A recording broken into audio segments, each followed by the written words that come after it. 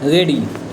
अध्यक्ष महोदय, मैं कहना चाहता हूं कि हर आदमी को यह अधिकार है कि जिसको वह चाहे डाक द्वारा मत भेज सके।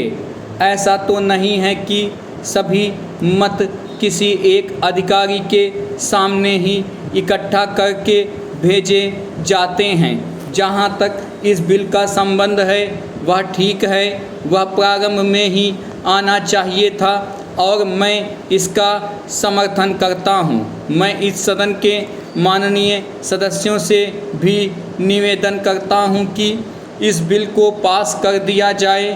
खेती में उन्नति ना होने का कारण क्या है? उसका एक कारण यह है कि खेती से संबंधित जितने विभाग हैं उनमें आपस में समन्वय नहीं है। खेती के लिए अच्छी खाद की आवश्यकता है, पानी की आवश्यकता है, औजारों की आवश्यकता है और धन की आवश्यकता है। इन सारी चीज़ों के लिए अलग अलग विभाग है। मालूम ऐसा पड़ता है कि उनका आपस में कोई संबंध नहीं है। वे आपस में मिलकर कोई योजना नहीं बनाते जिससे खेती की आवश्यकताएं पूरी होती। इसलिए जब तक उनमें आपस में तालमेल नहीं होगा तब तक खेती की उन्नति नहीं हो सकती है। दूसरा कारण यह है कि योजना की बिल्कुल कमी है। इसके अलावा कृषि कॉलेजों से निकले हुए जो स्नातक होते हैं, जो खेती की बातों को जानते हैं, उनमें से एक भी आदमी खेती करने के लिए तैयार नहीं है। सभी प्रोफेसर बनने के लिए तैयार हैं, खेती के लिए कोई भी तैयार नहीं है। एक बात मैं माननीय मंत्री जी से विशेष रूप से कहना चाहता हूँ। अधिक उपज न होने का एक कारण यह है कि जो खेत में काम करते हैं वे उसके मालिक नहीं हैं। खेत किसी और का है और काम कोई और कर रहा है। इसलिए मेरा कहना यह है कि किसानों में जब तक यह भावना पैदा नहीं होगी कि यह मेरी भूमि है, तब तक यह अधिक उपज नहीं हो सकती है। इसके लिए आप जब तक भूमि सुधार नहीं करेंगे तब तक कोई बात बनने वाली नहीं है। दुर्भाग्य से इस देश में खेती करने वाले बहुत कम लोग ही भूमि के स्वामी हैं। खेती की उन्नति के मूल आधार हैं पानी, खाद, बीज, धन, उपज का उचित दाम और भूमि सुधार। इन सब की ओर कृषि मंत्रालय का ध्यान नहीं गया है। सरकार को प्रत्येक खेत को पानी और हर आदमी को काम देना सुनिश्चित करना चाहिए। पैरा। अध्यक्ष महोदय, सरकार चाहती है कि अन्न के मामले में देश आत्मनिर्भर बने, तो मेरा सुझाव है कि जिन जगहों पर काफ़ी संख्या में ट्रैक्टर से काम लिया जा रहा है, आपको कोई कारखाना खोलना चाहिए और सस्ती कीमत पर उनकी मरम्मत की व्यवस्था करनी चाहिए। आप बाहर से ट्रैक्टर मंगा रहे हैं। मैं समझता हूं कि यह सारा रुपया व्यर्थ किया जा रहा है। मेरा सुझाव है कि इस देश में ही ट्रैक्टर बनाया जाए। बाहर से खेती के सामान जो आ रहे हैं कारखाने से होकर ही आ रहे हैं, इनको जहां भेजना हो वहां सीधा भेजा जा सकता है। किंतु हो यह रहा है कि पंजाब सरकार द्वारा इनको सारे देश में वितरित किया जाता है। चूँकि इनको पहले पंजाब भेजा जाता है और फिर सारे देश में भेजा जाता है, इसलिए खर्चा ज़्यादा लगता है।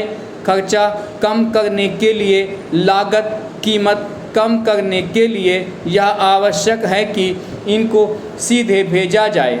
मैं समझता हूँ कि इसमें कोई औचित्य की बात नहीं है।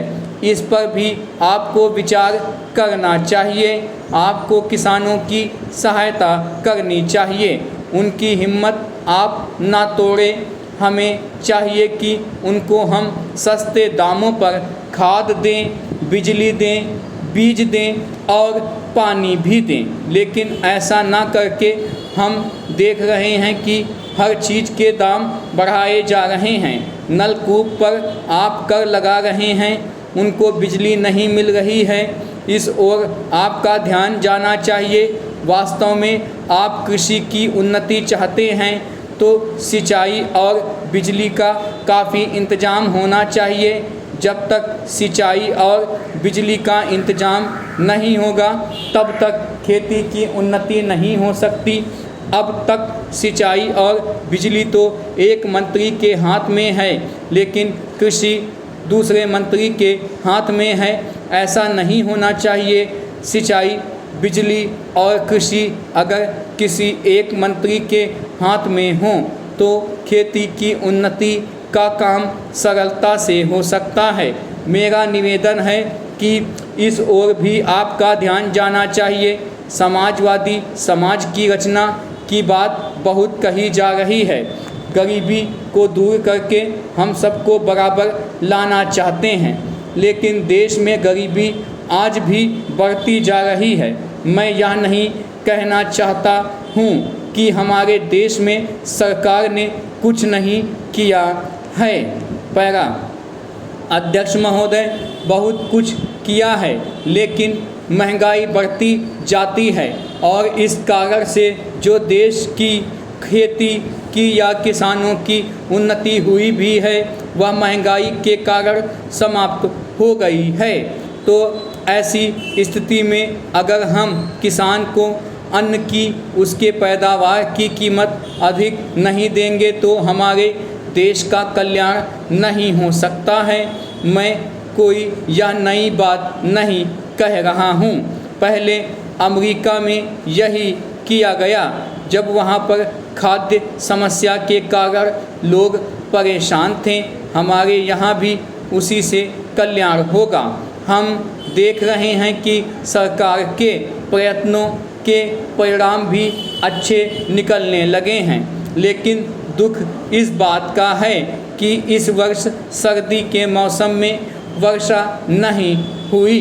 फलस्वरूप इस वर्ष जो पैदावार है वह उतनी नहीं है। इसका कारण वर्षा का ना होना है। कुछ लोग कहते हैं कि इस वर्ष भी जो पैदावार है पिछले वर्ष की पैदावार के बराबर हो जाएगी, लेकिन अगर वर्षा हो जाती है तो निश्चय ही हमारी स्थिति बहुत अच्छी हो जाती है। मैं देखता हूँ कि इस वर्ष गल्ले की कोई कमी नहीं है, इसलिए मैं समझता हूँ कि गल्ले को एक जगह से दूसरी जगह ले जाने में जो रोक लगाई गई है उसको हटा लेना चाहिए। अभी हमारे राज्य में बड़ा अकाल पड़ा हुआ है, लेकिन वहाँ पर गल्ला भेजने की कुछ व्यवस्था की गई है और लोगों को गल्ला मिल रहा है। इसका परिणाम यह हो रहा है कि कोई भी आदमी भूखा नहीं मर रहा है। पिछले 2 वर्ष में कोई आदमी भूखा नहीं मरा। यह हमारे देश की सरकार के लिए बड़े ही संतोष की, बड़े ही गर्व की बात है। यदि अन्न की उपज हमें बढ़ाना है तो हमें पानी का इंतजाम करना चाहिए। आज वर्षा की बहुत कमी है। विशेष रूप से मैं अपने क्षेत्र की बात आपको बतलाना चाहता हूँ। 20 वर्ष पहले जितनी वर्षा होती थी उतनी ही वर्षा आज भी होती है। वहाँ नहर भी है, लेकिन नहर का पानी वहाँ नहीं जाता है। नहर के पानी को आगे ही रोक लिया जाता है। बांध भी बना है, किंतु हमारे राज्य के लिए पानी नहीं दिया जाता है। इसका परिणाम यह होता है कि पानी न मिलने के कारण लोगों को काफ़ी परेशानी का सामना करना पड़ता है।